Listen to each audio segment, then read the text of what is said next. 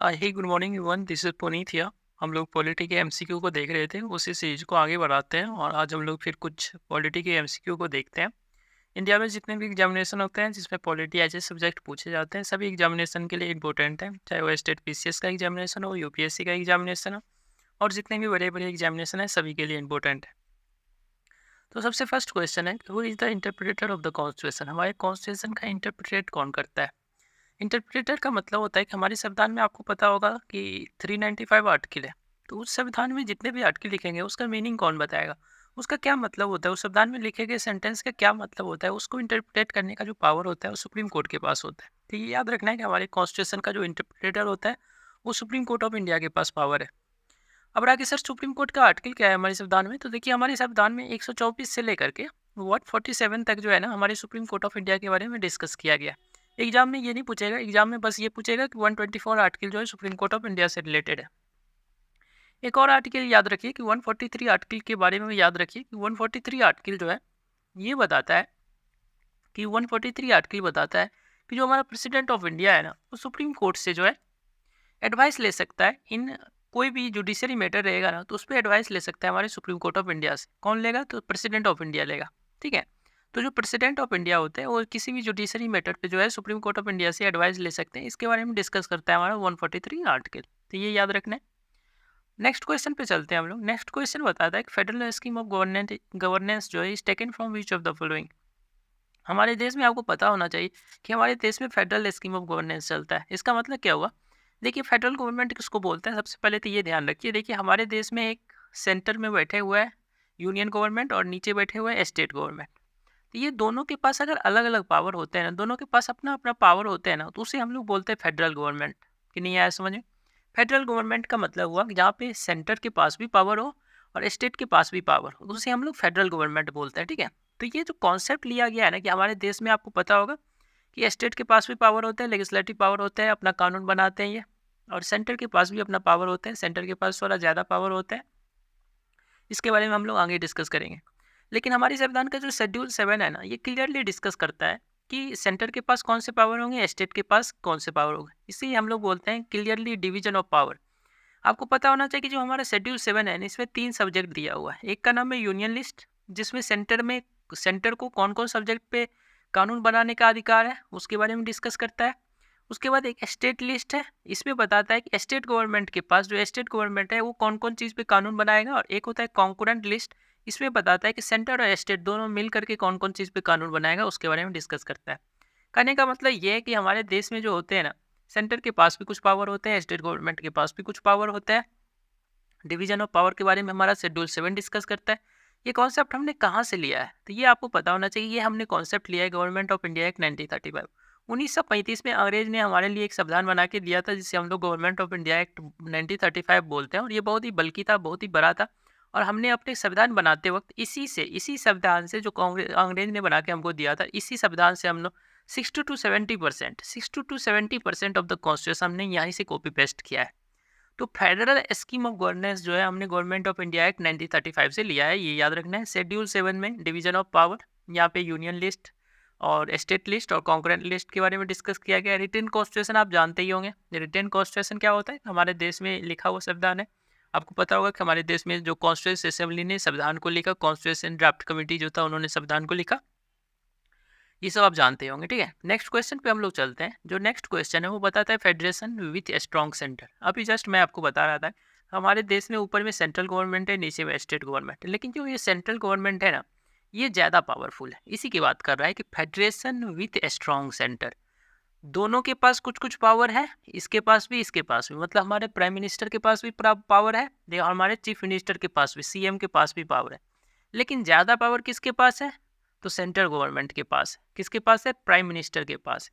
ये कॉन्सेप्ट हमने कहाँ से उठाया है, किसके संविधान से हमने ये बोरो किया है? ठीक है, तो आपको पता होना चाहिए कि फेडरेशन विथ स्ट्रॉन्ग सेंटर का कॉन्सेप्ट हमने कनाडा के संविधान से लिया है। कनाडा में भी ऐसा ही होता है। क्योंकि सर ऐसे क्यों लिया? आप सिंपल सा सोचिए थे कि हमारा देश बहुत ही डाइवर्स है। हमारे देश में कितने सारे स्टेट हैं, सभी सभी बहुत सारे रिलीजन है, सभी मतलब आपको पता होना चाहिए। साउथ के कुछ स्टेट है वो अपना कुछ, उनका कुछ और अपना मानता है। इधर आप देखेंगे तो खालिस्तान का समूह है जो पंजाब की तरफ सिख समुदाय जो है अपना कंट्री बनाने का कोशिश करते हैं। साउथ हमेशा अलग ही रहने की कोशिश करता है, जम्मू कश्मीर उधर अलग है। मतलब कि इतने सारे डाइवर्स कंट्री हमारे देश में, रिलीजन या फिर रेसे बहुत सारे चीज़ों के बेसिस पे बहुत ज़्यादा डाइवर्स है।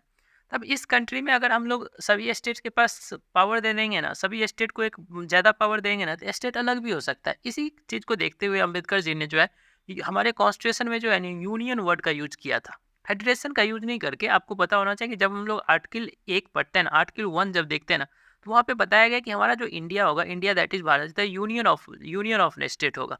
हमारे देश का यूनियन ऑफ स्टेट होगा। वहाँ पे उन्होंने फेडरेशन नहीं लिखा। फेडरेशन इसीलिए नहीं लिखा क्योंकि हमारे देश में अगर स्टेट को बहुत ज़्यादा पावर दे देंगे ना, तो हमारे देश से अलग भी हो सकते हैं। ठीक है, एक तो ये हुआ रीज़न उन्होंने, अम्बेडकर जी ने बताया था।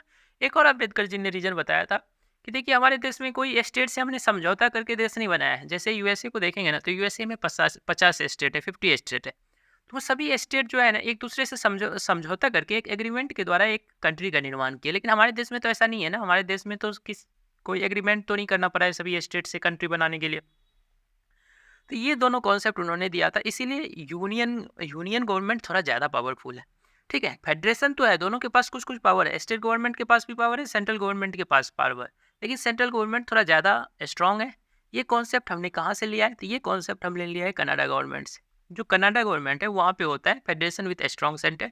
ये कॉन्सेप्ट वहाँ से लिया है। ठीक है, तो ये याद रखना है। उसके बाद एक चीज़ और याद रखिए कि जो आर्टिकल 3 है ना, हमारा संविधान की जो आर्टिकल 3 है, ये डिस्कस करता है कि सेंट्रल गवर्नमेंट के पास इतना पावर होता है कि किसी भी स्टेट के बाउंड्री को, नाम को, ठीक है, बाउंड्री, नेम एंड एरिया, ये तीनों चीज़ को क्या कर सकते हैं? चेंज कर सकते हैं।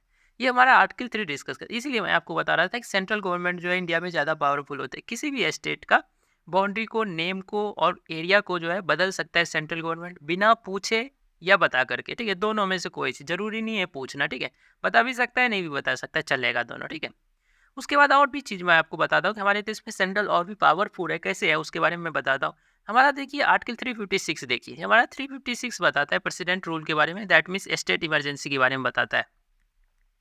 किसी भी, आप पता होगा कि आपको देखे हुए कि हमारे देश में स्टेट इमरजेंसी लगाया जाता है किसी भी स्टेट सब में जो है, वहाँ पे अगर कॉन्स्टिट्यूशन को फॉलो नहीं किया जाता है, तो वहाँ पे जो होता है, क्या होता है, वहाँ प्रेसिडेंट रूल लग जाता है। प्रेसिडेंट रूल का ही दूसरा नाम आप बोल सकते हैं कि प्रेसिडेंट रूल को हम लोग कॉन्स्टिट्यूशनल इमरजेंसी भी बोलते हैं, क्योंकि वहाँ पे कॉन्स्टिट्यूशन को फॉलो नहीं किया गया, इसीलिए उस स्टेट में लगाना इमरजेंसी, इसीलिए उसे कॉन्स्टिट्यूशनल इमरजेंसी भी बोलते हैं, स्टेट इमरजेंसी भी बोलते हैं। ठीक है, और प्रेसिडेंट रूल भी बोलते हैं। तो जब प्रेसिडेंट रूल किसी स्टेट में लग जाता है ना, तो वहाँ का जितने भी लेजिस्लेटिव पावर होता है ना, वो सेंट्रल गवर्नमेंट के पास चले जाते हैं। क्या याद रखना है? लेजिस्लेटिव पावर जो है वो सभी किसके पास चले जाते हैं? सेंट्रल गवर्नमेंट के पास चले जाते हैं। इससे आपको पता चल गया होगा कि सर सेंट्रल गवर्नमेंट बहुत पावरफुल होता है। यस, यही तो मैं बताने की कोशिश कर रहा था। तो ये भी याद रखना है कि सेंट्रल गवर्नमेंट कैसे पावरफुल होता है। और भी कुछ कुछ मैं बताऊँ तो आर्टिकल 256 एंड 57, ये दोनों आर्टिकल बताता है कि जो सेंट्रल गवर्नमेंट होता है ना, वो स्टेट गवर्नमेंट को ऑर्डर देगा। क्या ऑर्डर देगा स्टेट गवर्नमेंट को सेंट्रल गवर्नमेंट? तो ये ऑर्डर देगा कि देख भाई, तू जो है ना रेलवे प्रॉपर्टी को रक्षा करना, और साथ ही साथ मीन्स ऑफ कम्युनिकेशन की भी रक्षा करना, मीन्स ऑफ कम्युनिकेशन। तो ये दोनों चीज़ की रक्षा करने के लिए कौन बोलता है? सेंट्रल गवर्नमेंट बोलता है स्टेट गवर्नमेंट को। और ये आपको पता होना चाहिए कि ये एक बाइंडिंग नेचर का होता है कि सेंट्रल गवर्नमेंट ने बोला है करना ही पड़ेगा, नहीं करना, अगर नहीं करेगा तो फिर उस स्टेट गवर्नमेंट को हटा सकता है पार्लियामेंट। ठीक है, तो इसीलिए इससे भी आपको पता चलता है कि कैसे सेंट्रल गवर्नमेंट जो है पावरफुल होता है। और भी बहुत सारे एग्जांपल है, जैसे इलेक्शन कमीशन ऑफ इंडिया को देख लीजिए, गवर्नर का देख लीजिए। गवर्नर आपको पता ही होगा प्रेसिडेंट नियुक्त करके भेजता है। प्रेसिडेंट तो आप जानते ही हैं प्राइम मिनिस्टर के एड एंड एडवाइस पे चलता है, काउंसिल ऑफ मिनिस्टर के। तो गवर्नर जो होते हैं स्टेट में जो बैठे रहते हैं, इससे भी जो है जो प्राइम मिनिस्टर या फिर जो हमारा सेंट्रल गवर्नमेंट होते हैं, वो स्टेट गवर्नमेंट पे दबाव बनाते रहते हैं। इलेक्शन कमीशन ऑफ इंडिया को देखिए, इलेक्शन कमीशन ऑफ इंडिया जो है सेंटर का भी चुनाव कराते हैं और स्टेट का भी चुनाव कराते हैं, दोनों का चुनाव कराते हैं। और ये ज़्यादातर किसके इन्फ्लुएंस में रहता है? सेंट्रल गवर्नमेंट के इन्फ्लुएंस लगते हैं। ऐसा भी होता है कि देखा जाता है कि इलेक्शन कमीशन ऑफ इंडिया जो है, इसके थ्रू भी जो है सेंट्रल गवर्नमेंट जो है स्टेट गवर्नमेंट को जो है नीचे दिखाने की कोशिश करता है। ठीक है, और भी बहुत सारे कैग हैं, एसिमेट्रिकल फेडरेशन है, इस सब के द्वारा भी आप देख सकते हैं कि हमारा सेंट्रल गवर्नमेंट ज़्यादा पावरफुल होता है कंपेयर टू स्टेट गवर्नमेंट। तो फेडरेशन विद स्ट्रॉन्ग सेंटर का कॉन्सेप्ट हमने कहाँ से लिया है? तो कनाडा गवर्नमेंट से लिया है। ठीक है, ओके, हम लोग नेक्स्ट क्वेश्चन पे चलते हैं। नेक्स्ट क्वेश्चन जो है हमारा, वो क्या रहा है? रेसिड्यूअल लिस्ट के बारे में बता रहा है। अभी मैंने आपको बताया ना कि हमारा शेड्यूल 7 जो है, हमारा शेड्यूल 7, इसमें 3 लिस्ट के बारे में बताता है। मैंने बताया कि यूनियन लिस्ट, स्टेट लिस्ट और एक कॉन्करेंट लिस्ट। ये 3 लिस्ट के बारे में बताया। मैंने बताया इसमें जितने भी सब्जेक्ट लिखे गए हैं वो सभी सब्जेक्ट पे सेंट्रल गवर्नमेंट कानून बनाता है। इसमें जितने सब्जेक्ट लिखे गए स्टेट गवर्नमेंट कानून बनाता है और इसमें जितने सब्जेक्ट लिखे गए उस पे स्टेट गवर्नमेंट और सेंट्रल गवर्नमेंट दोनों कानून बनाते हैं। ये मैंने आपको बता दिया। अब आप बताइए कि कुछ ऐसे सब्जेक्ट भी हो सकते हैं जो इस तीनों लिस्ट में नहीं लिखा गया, यूनियन लिस्ट में भी नहीं लिखा गया, स्टेट लिस्ट में भी नहीं लिखा गया है और कॉन्करेंट लिस्ट में भी नहीं। क्योंकि सर ऐसा कौन सा सब्जेक्ट हो गया जो छूट गया इस तीनों में? देखिए सिंपल सा लॉजिक है। कोई मानिए कि अभी मानिए कोई ऐसा चीज़ आ जाए, जैसे अभी रिसेंटली मानिए आर्टिफिशियल इंटेलिजेंस आया है, ठीक है। मानिए ये नया चीज़ है, हमारे लिए नया चीज़ है और ये तीनों कहीं नहीं लिखा हुआ है। तो ये तीनों पे जो कानून बनाने का अधिकार होगा, तीनों में तो लिखा ही नहीं है, तब कौन कानून बनाएगा? तो ये कानून बनाने का अधिकार किसको दिया गया है? सेंट्रल गवर्नमेंट को दिया गया है। इसी जो सब्जेक्ट इस तीनों लिस्ट में नहीं रहेगा ना, उसे ही हम लोग बोलते हैं कौन सा लिस्ट? The residuary list. और इस पे कानून बनाने का अधिकार किसके पास होता है? सेंट्रल गवर्नमेंट के पास होता है, ठीक है। इसका आर्टिकल भी है, 248 आर्टिकल है। 248 article residuary power of parliament या रेसिडुअरी लिस्ट के बारे में डिस्कस करता है। और ये हम लोग ने किसके संविधान से लिया है? तो ये भी हम लोग ने कनाडा गवर्नमेंट से ही लिया है, ठीक है। कनाडा के संविधान से लिया है, ठीक है। तो ये याद रखिएगा। नेक्स्ट क्वेश्चन है हमारा कि हमारे प्रेसिडेंट का जो इलेक्शन होता है, ठीक है, हमारे प्रेसिडेंट का जो इलेक्शन होता है उसका कैसे होता है इलेक्शन, उसके बारे में। और डीपीएसपी, ये दोनों चीज़ हमने किसके संविधान से लिया? क्या सब? तो manners of presidential election, election of president का इलेक्शन कैसे होगा, और एक directive principle of state policy जो हमारे पार्ट 4 में लिखा गया है। हमारे संविधान के पार्ट 4 में जो है हमारे डीपीएसपी की चर्चा की गई है। ये दोनों चीज़ हमने किसके संविधान से लिया है, ठीक है। तो ये याद रखिएगा कि हम लोग ने आयरलैंड के संविधान से लिया है। आप कहोगे सर ये डीपीएसपी होता क्या है? देखिए डीपीएसपी हमारे पार्ट 4 संविधान के पार्ट 4 में बहुत सारे आर्टिकल लिखे गए हैं। उसमें बताया गया है कि कोई भी चीज़ जो सेंट्रल गवर्नमेंट स्टेट गवर्नमेंट कानून बनाते वक्त इस सभी जो आर्टिकल लिखे गए हैं इस सब को ध्यान में रखने के लिए। मतलब कि देखिए इसमें बहुत सारे ऐसे चीज़ लिखे गए हैं कि जैसे protection of women and child, सबको कैसे प्रोटेक्शन देना है, कैसे उसको हेल्थ को ध्यान में रखना है, कैसे इन्वायरमेंट को सुरक्षित रखना है। जैसे इंटॉक्सिकेंट्स सब्सटेंस होता है दैट मीन्स वाइन, सबको इस सब को कंज्यूम लोगों को नहीं करने देना है। आपको पता होना चाहिए यूसीसी जो है हमारा यूनिवर्सल सिविल कोड जो आर्टिकल 44 बताता है, इस सब के बारे में डीपीएसपी में लिखा गया है, ठीक है। गाय की रक्षा के बारे में बताया गया है। ये सभी चीज़ मतलब कि कह रहा है कि state government and central government ये सब चीज़ को ध्यान में रख के अपना कानून बनाएगा। डीपीएसपी जो होता है ना, ये मतलब ये जो है ना लीगली अबाइड बाय नहीं होते। मतलब कि इसको अगर कोई उल्लंघन करता है तो इस पे ऐसा नहीं है कि आप जाकर के सुप्रीम कोर्ट या हाई कोर्ट में जाकर के कंप्लेन कर दीजिएगा, ऐसा कुछ नहीं होता है, ठीक है। ये लीगली बाइंडेड नहीं होता है, ठीक है। बस ये एक नैतिक जिम्मेदारी होती है सेंट्रल गवर्नमेंट स्टेट गवर्नमेंट की कि आप कानून बनाते वक्त इस सभी कानून को ध्यान में रख के बनाइएगा, ठीक है। क्योंकि इसमें बहुत सारी चीज़ ऐसे लिखे गए हैं जिससे हम लोग का मतलब हमारे देश के नागरिकों का भला होगा, ठीक है। तो ये कह रहा है कि DPSP directive principle of state policy जो पार्ट 4 में संविधान में लिखे गए हैं, ठीक है। आर्टिकल भी याद रखिएगा 36 से 52 तक डिस्कस किया गया, आर्टिकल 36 से 52 तक डिस्कस किया गया डीपीएसपी के बारे में।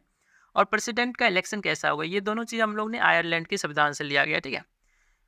हाँ, यहाँ प्रेसिडेंट का आया तो प्रेसिडेंट के बारे में ये भी याद रखिए कि हमारा जो आर्टिकल 52 से लेकर के 62 तक जो है प्रेसिडेंट के बारे में बताता है। तो ये मैंने यहाँ लिख दिया है कि प्रेसिडेंट का जो आर्टिकल है 52 से लेकर 62 तक डिस्कस किया है डीपीएसपी पार्ट 4 में, ये मैंने आपको बता दिया। नेक्स्ट क्वेश्चन है हमारा कि which of the following concept taken from the constitution of USA. हमने यूएसए के संविधान से क्या सब लिया है? आपको पता होना चाहिए कि हमारा जो संविधान बना है ना, हमने सबसे पहले क्या किया, तो गवर्नमेंट ऑफ इंडिया एक्ट 1935 से सब कुछ कॉपी पेस्ट किया, ठीक है। 60 to 70% वहाँ से कॉपी पेस्ट किया। फिर उसके बाद दूसरे देश के संविधान सबसे हमने कॉपी पेस्ट किया, वहाँ से कुछ मॉडिफाई करके अपने संविधान में लिखा, ठीक है। ये गलत बात नहीं होती है, ठीक है। ऐसा नहीं है कि हमने दूसरे देश से संविधान लेकर के कुछ गलती किया, ऐसा कुछ नहीं होता है। सब कंट्री जो है एक दूसरे से देख करके ही, जो ज़्यादा डेवलप्ड थे जैसे यूएसए, सब बहुत पहले इंडिपेंडेंसी उन लोग को मिला था, तो वो लोगों ने संविधान धीरे धीरे स्टार्ट किया। उसी सब से देख करके हमने अपना संविधान को मॉडिफाई करके अपने संविधान में सब कुछ रखा है। तो देखिए यूएसए से हमने क्या सब लिया है। तो देखिए यूएसए के संविधान से हमने प्रेसिडेंट का इम्पीचमेंट, एक प्रेसिडेंट को कैसे अपने सीट से हटाना है।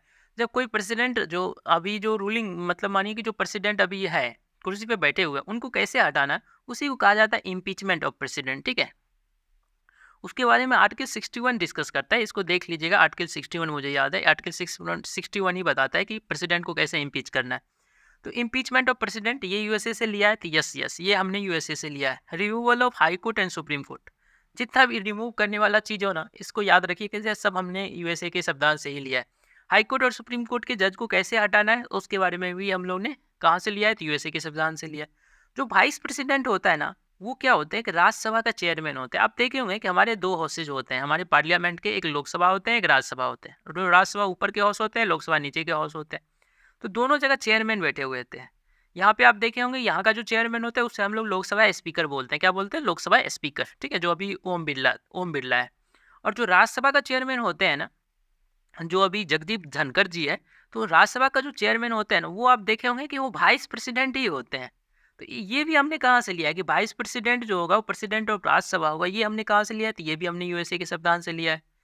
फंडामेंटल राइट जो आपको पता होना चाहिए कि हमारे संविधान का जो सबसे इम्पोर्टेंट पार्ट है, जिसे हम लोग से संविधान का आत्मा बोला है, ये हमने कहाँ से लिया है? तो ये भी हमने यूएसए से लिया है। सब जो हमको पता होना चाहिए, आर्टिकल 32 आर्टिकल 12 से लेकर 35 तक, आर्टिकल 12 से लेकर 35 तक हमारा जो है फंडामेंटल राइट के बारे में डिस्कस करता है, जो कि हमारे संविधान के पार्ट 3 में डिस्कस किया गया है। ये हमने कहाँ से लिया है? तो यूएसए के संविधान से ही लिया है। जुडिशियल रिव्यू, मतलब जुडिशियल रिव्यू क्या होता है कि जुडिशरी के पास ये पावर होता है कि कोई भी संविधान अगर हमारे सेंट्रल गवर्नमेंट या स्टेट गवर्नमेंट बनाते हैं ना, अगर वो संविधान लगता है कॉन्स्टिट्यूशन के खिलाफ है, कॉन्स्टिट्यूशन के अकॉर्डिंग नहीं है, तो उसको रद्द करने का पावर जुडिशरी के पास होता है। ठीक है, तो जुडिशियल रिव्यू का जो कॉन्सेप्ट है, ये भी हमने कहाँ से लिया है? तो यूएसए से ही लिया है। ठीक है, प्रियम्बल जो आप देखते हैं हमारे संविधान के शुरू में, जो प्रीफेस है हमारा प्रियम्बल है, ठीक है, हम भारत के लोग, भारत को एक संपूर्ण प्रभु ये जो प्रियम्बल देखते हैं, ये भी हमने कहाँ से लिया है? तो यूएसए से ही लिया है। ठीक है, तो ये जितने भी चीज लिखे हैं ना 1 से 4 तक, ये सब हमने यूएसए के कॉन्स्टिट्यूशन से लिए है, जो कि इंपॉर्टेंट है, याद रखिए। सबसे पहले तो याद रखिएगा, जितना भी रिमूव करने वाला है सब हमने यूएसए से लिया, जैसे प्रेसिडेंट का रिमूवल हो या फिर सुप्रीम कोर्ट हाई कोर्ट के जज का रिमूवल हो। वाइस प्रेसिडेंट जो होगा, चेयरमैन ऑफ राज्यसभा होगा, ये भी हमने कहाँ से लिया है? तो यूएसए से लिया है। फंडामेंटल राइट हो, जुडिशियल रिव्यू हो, प्रियम्बल हो, सब ने हमने कहाँ से लिया है? तो यूएसए के संविधान से लिया है। नेक्स्ट क्वेश्चन है हमारा कि फंडामेंटल ड्यूटी कहाँ से लिया है हमने। ठीक है, देखिए जो फंडामेंटल ड्यूटी है ना, ये हमने लिया है कहाँ से? यूएसएसआर से। ठीक है, आपको पता होना चाहिए कि जो रसिया आज है ना, वो पहले 15 कंट्रियों का एक ग्रुप हुआ करता था, जिसे हम लोग ने सोवियत संघ बोलते थे, यूएसएसआर बोलते थे। ठीक है, सोवियत संघ। ठीक है, तो उसी से हमने फंडामेंटल ड्यूटीज लिया है। मतलब कि हर एक नागरिक के पास जो फंडामेंटल राइट हम लोग को पता है ना, आपको पता होना चाहिए हमारे संविधान में कुछ राइट हम लोग को दिए गए हैं। मतलब कि हम लोग एकदम मौज कर रहे हैं ये सब राइट लेकर के, कि हमको बोलने का आज़ादी है, कुछ भी बोलेंगे। ठीक है, हमको फ्रीडम ऑफ एवरीथिंग है, मतलब सब कुछ फ्रीडम है, तो हम सब कुछ करेंगे। ठीक है, तो हमको एक ड्यूटी भी दिया गया है संविधान में। जिस तरह हमारे फंडामेंटल राइट दिया गया है ना, उसी तरह हमारे संविधान में एक फंडामेंटल ड्यूटी भी है। शुरू में रसिया में लागू किया गया था, फिर भारत को भी लगा कि हम भी को भी अच्छा लगा, तो भारत ने भी जो है अपने संविधान में फंडामेंटल ड्यूटी को इंक्लूड किया। ठीक है, कब इंक्लूड किया था? तो देखिए इंदिरा गांधी के समय में जो 42 जो अमेंडमेंट हुआ था ना, 42nd अमेंडमेंट जो हुआ था ना 1976 में, इसी के द्वारा जो है फंडामेंटल ड्यूटी को हमारे संविधान में लागू किया गया था, जो कि यूएसएसआर के संविधान से लिया गया था। ठीक है, तो ये याद रखिएगा कि जो 42 अमेंडमेंट 1976 इंदिरा गांधी के समय में हुआ था, उस समय ने हम लोग ने फंडामेंटल ड्यूटी अपने संविधान में लिया था, जिसको हम लोग ने 11 फंडामेंटल ड्यूटी है, ये पार्ट 4 में आता है, हमारे संविधान के पार्ट 4 में आता है। आर्टिकल अगर पूछे तो आर्टिकल याद रखिएगा 51 का ए है। और कहिएगा किसकी सिफारिश पे हुआ था, ये भी क्वेश्चन एग्जाम में पूछा गया है कितनी बार, कि स्वर्ण सिंह कमेटी के सिफारिश पे हमारे संविधान में फंडामेंटल ड्यूटी को जोड़ा गया था। ये जितने भी वर्ड लिखेंगे ना, सब क्वेश्चन है, याद रखिएगा कि हमारे संविधान के आर्टिकल 51 ए जो है, ये फंडामेंटल ड्यूटी के बारे में डिस्कस करता है, जो कि संविधान के पार्ट 4 में आता है। ठीक है, स्वर्ण सिंह कमेटी के सिफारिश पे फंडामेंटल ड्यूटी को जोड़ा गया था। 11 फंडामेंटल ड्यूटीज है हमारे। 42वां अमेंडमेंट 1976 इंदिरा गांधी के समय में ये हमारे संविधान में जुड़ा था। ठीक है, 42वां अमेंडमेंट को मिनी कॉन्स्टिट्यूशन भी बोलते हैं, क्योंकि जो 42nd अमेंडमेंट हुआ था ना, इसमें संविधान में बहुत ज़्यादा फेरबदल हुआ था। ठीक है, बहुत सारे संविधान में बहुत सारी चीज़ जोड़ा गया था। ठीक है, तो इसीलिए इसे मिनी कॉन्स्टिट्यूशन भी बोलते हैं। 42 अमेंडमेंट जो था, 42nd अमेंडमेंट जो था, वो मिनी कॉन्स्टिट्यूशन भी इसे बोला जाता है। ये भी क्वेश्चन याद रखिए कि मिनी कॉन्स्टिट्यूशन इसे बोला जाता है। ठीक है, तो हम लोग ने क्या समझा कि फंडामेंटल ड्यूटी हम लोग ने कहाँ से लिया है? यूएसएसआर से लिया है, और फंडामेंटल ड्यूटी के सभी चीज़ मैंने आपको बता दिया। नेक्स्ट क्वेश्चन जो है हमारा कॉन्सेप्ट है कि रिपब्लिक जो कॉन्सेप्ट है, ये हमने किसके संविधान से लिया है? रिपब्लिक। तो सबसे पहले हम लोग समझते हैं कि रिपब्लिक का मतलब क्या होता है। सर देखिए, रिपब्लिक का मतलब होता है कि जो हमारा हेड ऑफ द स्टेट होगा ना, हेड ऑफ द स्टेट। देखिए हमारे देश में दो चीज़ याद रखिए, एक होता है हेड ऑफ द गवर्नमेंट। क्या होता है? एक हेड ऑफ द गवर्नमेंट होते हैं, एक होते हैं हेड ऑफ द गवर्नमेंट, और एक होते हैं हेड ऑफ द स्टेट। तो हमारे सरकार का कौन हेड है? तो वो prime minister. Head of the government कौन है? Prime minister. लेकिन पूरे देश का कौन हेड है? हेड ऑफ द स्टेट कौन है? हेड ऑफ द स्टेट मतलब पूरे देश का स्टेट कौन है? तो प्रेसिडेंट होता है। कौन होता है? प्रेसिडेंट। कि नहीं आया समझ? तो प्रेसिडेंट जो होता है हमारे देश के हेड होते हैं, हेड ऑफ द स्टेट होते हैं, ठीक है, हेड ऑफ द स्टेट होते हैं। तो रिपब्लिक का मतलब होता है कि हेड ऑफ द स्टेट जो होगा ना, हमारा जो प्रेसिडेंट होगा ना, वो इलेक्टेड होगा, मतलब चुन करके आएगा। वो चुन करके आएगा। ऐसा नहीं होगा जैसे आप देखे होंगे कि लंदन जो है, ब्रिटेन जो है, वहाँ पे क्या होता है कि ये राजा का चलते रहता है। वहाँ का जो प्रेसिडेंट होता है ना, हमेशा राजा रहता है। आप रिसेंटली आप देखे होंगे कि एलिजाबेथ द्वितीय का जो डेथ हुआ, तो उसके बाद चार्ल्स थर्ड बन गया किंग। तो वो प्रेसिडेंट कहलाता है वहाँ पे। वहाँ पे जो प्रेसिडेंट होता है वो इलेक्टेड नहीं होता है। वहाँ पे एक मोनार्की की तरह चल रहा है कि वंश का वो अगला पीढ़ी अगला पीढ़ी अगला पीढ़ी तो वो बनेगा। लेकिन हमारे देश में क्या होता है कि हमारे देश में जो हेड ऑफ द स्टेट होंगे ना, हेड ऑफ द स्टेट मैं बोल रहा हूँ, हेड ऑफ द गवर्नमेंट नहीं बोल रहा हूँ मैं, हेड ऑफ द स्टेट जो बोल रहा हूँ, हेड ऑफ द स्टेट हमारे देश का जो प्रमुख होगा, हेड ऑफ द स्टेट जो कौन होगा? प्रेसिडेंट होगा। और वो प्रेसिडेंट कहाँ से आएगा? तो वो प्रेसिडेंट चुन करके आएगा, इलेक्टेड होगा। इसे ही बोलते हैं हम लोग क्या? रिपब्लिक। रिपब्लिक इसे बोलते हैं, ठीक है। तो ये रिपब्लिक का कॉन्सेप्ट कहाँ से स्टार्ट हुआ था? देखिए, रिपब्लिक का कॉन्सेप्ट स्टार्ट हुआ था फ्रांस से। तो हमने फ्रांस के संविधान से ही रिपब्लिक लिया है। कि नहीं आया समझ में? रिपब्लिक कहाँ से लिया है हम लोग ने? फ्रांस के संविधान से लिया है। आई थिंक आपको समझ में आ गया होगा। नेक्स्ट क्वेश्चन को हम लोग चलते हैं। और नेक्स्ट क्वेश्चन कह रहा है कि suspension of right during the emergency. आपको पता होना चाहिए कि जब देश में इमरजेंसी लगता है ना, तो हमारे कुछ राइट्स सब छीन लिए जाते हैं। अभी रिसेंटली मैंने आपको बताया कि फंडामेंटल राइट ये हमारे संविधान के पार्ट 3 में 12 से लेकर के 35 आर्टिकल में लिखा गया है। और मैंने आपको बताया कि फंडामेंटल राइट हमारे डेवलपमेंट के लिए, कि किसी भी देश के नागरिक के डेवलपमेंट के लिए, ग्रोथ के लिए ज़रूरी होता है। ये फंडामेंटल राइट हमको एक सुविधा मिला है संविधान के द्वारा कि हम कुछ भी बोल सकते हैं, हम कहीं भी जा सकते हैं, कहीं भी घूम सकते हैं, ठीक है। हमारे धर्म की स्वतंत्रता है, हम कोई भी धर्म, मतलब जो है धर्म का जो भी चीज़ है वो सब कर सकते हैं, सब कुछ कर सकते हैं। ये हमारे पास क्या है? सुविधा दिया गया है कॉन्स्टिट्यूशन में, जिसे हम लोग फंडामेंटल राइट बोलते हैं, ठीक है। उसके बाद मैंने आपको बताया कि कुछ ड्यूटी भी हम लोग को दिए गए कि ऐसा ऐसा आपको करना है, ड्यूटी भी रख। जब आपको पता होना चाहिए कि देश में इमरजेंसी लग जाता है ना, तो हमारे ये राइट सब छीन लिए जाते हैं। आपको पता होना चाहिए कि एक राइट तो ऐसे भी होते हैं जो आर्टिकल 19 होते हैं, जिसके द्वारा कुछ बोलने की आज़ादी होती है। आर्टिकल 19 ये तो ऑटोमेटिक ही खत्म हो जाता है। जैसे ही देश में इमरजेंसी लगता है तो आर्टिकल 19 जो होता है वो हमेशा खत्म हो जाता है, ठीक है। तो ड्यूरिंग इमरजेंसी, इमरजेंसी के दौरान हमारे सभी राइट छीन लिए जाते हैं, ठीक है। 2 राइट को छोड़ करके, आर्टिकल 20 और आर्टिकल 21 को छोड़ करके जितने भी फंडामेंटल राइट है ना, वो सब खत्म हो जाते हैं। किसको छोड़ करके? तो आर्टिकल 20 और 21 को छोड़ करके, ठीक है। तो ये कॉन्सेप्ट हमने कहाँ से लिया है? Suspension of right during emergency. Emergency के दौरान हमारे राइट सब खत्म हो जाएंगे। कहाँ से लिया? तो याद रखिएगा, जर्मनी से लिया। कैसे याद रखना है? तो देखिए, जर्मनी में हिटलर हुआ करता था, वो किसी की नहीं सुनता था, वो सभी राइट खत्म कर देता था। तो जब हमारे देश में भी इमरजेंसी लगता है तो हमारे सभी राइट खत्म हो जाते हैं। तो याद रखना है, जर्मनी से ये कॉन्सेप्ट हमने लिया है। और कहोगे सर ये आर्टिकल 2021 नहीं खत्म होता है? तो यस, नहीं खत्म होता है। क्यों नहीं खत्म होता है? देखिए, आर्टिकल 21 जो है ना, ये है लाइफ एंड लिबर्टी की बात करता है। मतलब लाइफ एंड लिबर्टी का मतलब क्या हुआ? किसी को जीने की आज़ादी क्यों छीनोगे यार? मतलब कब तक उसको जीना है, ये वो खुद तय करेगा ना। इस पे सरकार का थोड़ी कंट्रोल होना चाहिए, वो कब मरेगा कब जिंदा रहेगा, कभी नहीं।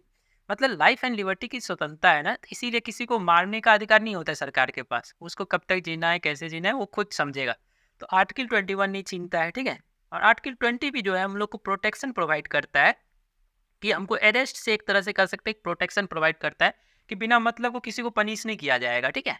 बिना मतलब के किसी को पनिश नहीं किया, जब तक वो जो कोई करंट, मतलब मानिए कोई ऐसा लॉ बना हुआ है जिसको उल्लंघन नहीं किया फिर भी उसे पनिश कर देंगे, ऐसा नहीं होगा, ठीक है। जो है लॉ, उसको अगर वायलेट किया है तभी उसको पनिशमेंट मिलेगा। उससे हमको प्रोटेक्शन प्रोवाइड करता है आर्टिकल 20। आर्टिकल 20 और 21 जो है ड्यूरिंग द इमरजेंसी भी खत्म नहीं होता है, ठीक है। और सभी राइट जो है तो खत्म हो जाते हैं। Suspension of right during emergency हमने जो लिया है वो कहाँ से लिया है? तो मैंने आपको बताया जर्मनी से लिया है, हिटलर से। याद रखिएगा इसको, ठीक है। जो नेक्स्ट क्वेश्चन है वो कहता है कि which of the following concept जो है, कौन सा कॉन्सेप्ट जो है हमारे कहाँ से लिया है? यूके के संविधान से लिया गया है। देखिए, हमारे तो यूके है, मतलब यूनाइटेड किंगडम जो है, ब्रिटेन जो है, हमारे देश पे जिसने शासन किया, उसके संविधान से हम लोगों ने क्या सब लिया है? तो पहला लिखा है पार्लियामेंट्री सिस्टम। तो यस, हमने लिया है। क्योंकि सर पार्लियामेंट्री सिस्टम का मतलब क्या होता है? देखिए, पार्लियामेंट्री सिस्टम का मतलब होता है, जैसे मैंने आपको पहला लेक्चर में बताया था कि हमारे देश में क्या होता है, एग्जीक्यूटिव होते हैं और लेजिस्लेटिव होते हैं, ठीक है। ये मैंने बताया था, लेजिस्लेटिव और एग्जीक्यूटिव। तो मैंने बताया था लेजिस्लेटिव का मतलब कौन हुआ, पार्लियामेंट जो कानून बनाता है, ठीक है, पार्लियामेंट। और इसी पार्लियामेंट में से कुछ मेंबर सबको निकाल करके, कुछ एमपी सबको निकाल करके उसे काउंसिल ऑफ मिनिस्टर्स बनाया जाता है, ठीक है, जो एग्जीक्यूटिव कहलाते हैं। तो देखिए पार्लियामेंट्री फॉर्म ऑफ गवर्नमेंट में क्या होता है कि लेजिस्लेटिव में से ही कुछ लोगों को निकाल करके उसे एग्जीक्यूटिव बनाया जाता है। साथ ही प्राइम मिनिस्टर जो होता है हेड ऑफ द गवर्नमेंट होता है, हेड ऑफ द स्टेट अलग होता है, ठीक है। लेकिन जब प्रेसिडेंट, दो तरह के होते हैं गवर्नमेंट, दो तरह के होते हैं, एक पार्लियामेंट्री सिस्टम ऑफ गवर्नमेंट होता है, एक प्रेसिडेंशियल सिस्टम ऑफ गवर्नमेंट होता है। जैसे यूएसए में आप जब देखेंगे ना, तो यूएसए में क्या होता है, वहाँ पे प्रेसिडेंट अलग होते हैं। प्रेसिडेंट जो होता है हेड ऑफ द गवर्नमेंट भी होता है, हेड ऑफ द स्टेट भी होते हैं। लेकिन हमारे देश में ऐसा नहीं होता है। हमारे देश में प्राइम मिनिस्टर और हेड ऑफ द गवर्नमेंट होते हैं, गवर्नमेंट का हेड होते हैं, और head of the state president होते हैं, ठीक है। हमारे देश में आप देखेंगे कि पार्लियामेंट में से ही कुछ एमपी को निकाल करके उसे एग्जीक्यूटिव बना दिए जाते हैं, मतलब मंत्री बना दिए जाते हैं, जो रूल को मैंने बताया था एग्जीक्यूटिव का मतलब। तो लेकिन ऐसा नहीं होता है वहाँ, यूएसए में ऐसा नहीं होता है। यूएसए में क्या होता है, प्रेसिडेंट अपना लोग चुनते हैं, ठीक है, अपना लोग चुनते हैं, मतलब वो लेजिस्लेटिव से नहीं आते हैं।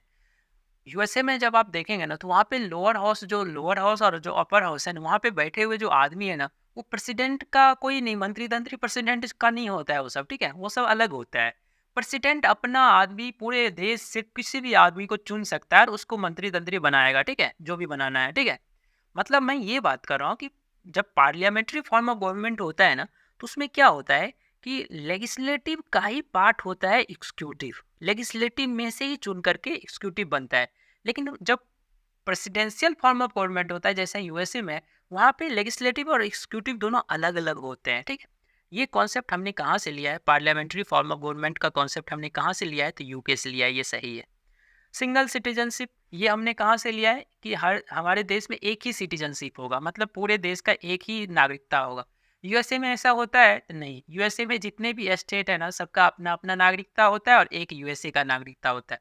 मतलब यूएसए में रहने वाले हर इंसान के पास, यूएसए में रहने वाले कोई भी इंसान के पास दो सिटीजनशिप होगा, एक जिस स्टेट में वो रहता है उस स्टेट का और एक कंट्री का। लेकिन हमारे देश में ऐसा है क्या, तो नहीं, हमारे देश में सर एक ही नागरिकता होता है जिसे हम लोग बोलते हैं इंडियन सिटीजनशिप। इंडियन सिटीजनशिप, ठीक है। ये कॉन्सेप्ट हमने कहाँ से लिया है, तो ये भी कॉन्सेप्ट हमने कहाँ से लिया है, यूके से लिया है। तो ये दोनों तो सही है। कॉन्करेंट लिस्ट लिया है क्या, तो नो नो नो भाई, ये कॉन्करेंट लिस्ट और लैंग्वेज ऑफ प्रियम्बल ये दोनों हमने ऑस्ट्रेलिया से लिया है। किससे लिया है, ऑस्ट्रेलिया से। कि नहीं आया समझ में? ये ऑस्ट्रेलिया जो लिखा है ना, ये हम लोगों ने 3-4 कहाँ से लिया है, तो ऑस्ट्रेलिया से लिया है। और जो 1-2 है ना, ये 1-2 ये हमने यूके से लिया है। क्योंकि सर कॉन्करेंट लिस्ट क्या होता है, अभी जस्ट मैंने आपको बताया था शेड्यूल 7 के बारे में। किसके बारे में, तो शेड्यूल 7 के बारे में बताया था। जो शेड्यूल 7 है ना, इसमें 3 सब्जेक्ट लिखे गए हैं। एक है यूनियन लिस्ट, एक है स्टेट लिस्ट और एक है कॉन्करेंट लिस्ट। कि नहीं है इसमें? मतलब यूनियन लिस्ट पे जितने भी सब्जेक्ट लिखे गए, इस पे कानून कौन बनाएगा, सेंट्रल गवर्नमेंट। स्टेट लिस्ट में जितने सब्जेक्ट लिखे गए हैं, इस पे कानून कौन बनाएगा, स्टेट गवर्नमेंट, चीफ मिनिस्टर और उसके मंत्री। और जो कॉन्करेंट लिस्ट है ना, कॉन्करेंट लिस्ट, इस पे संविधान बनाना दोनों का पावर है, स्टेट गवर्नमेंट भी और सेंट्रल गवर्नमेंट भी इस पे कानून बनाएगा। एग्जाम्पल बताइए सर, एजुकेशन, एजुकेशन पे कानून बनाने का अधिकार दोनों का होता है, स्टेट गवर्नमेंट का भी होता है और सेंट्रल गवर्नमेंट का भी होता है। तो कॉन्करेंट लिस्ट भी हमने कहाँ से लिया है, तो ऑस्ट्रेलिया से लिया है, ठीक है, ऑस्ट्रेलिया से। और लैंग्वेज ऑफ प्रियम्बल, देखिए प्रियम्बल तो हमने यूएसए से उठाया है, लेकिन उस प्रियम्बल का लैंग्वेज कैसा होगा, ठीक है, वो हमने कहाँ से लिया है, ऑस्ट्रेलिया से। इसमें कंफ्यूज नहीं होना है। प्रियम्बल हमने यूएसए से लिया है, लेकिन लैंग्वेज ऑफ प्रियम्बल हमने ऑस्ट्रेलिया से लिया है, ठीक है। तो ये आपको क्वेश्चन समझ में आ गया कि यूके से हमने 2 चीज़ लिया, कौन सा, पार्लियामेंट्री एंड सिंगल सिटीजनशिप। और ऑस्ट्रेलिया से हमने 2 चीज़ लिया, कॉन्करेंट लिस्ट और लैंग्वेज ऑफ प्रियम्बल, ठीक है। आई थिंक आपको समझ में आ गया। तो आज के वीडियो में इतना ही। Thank you everyone.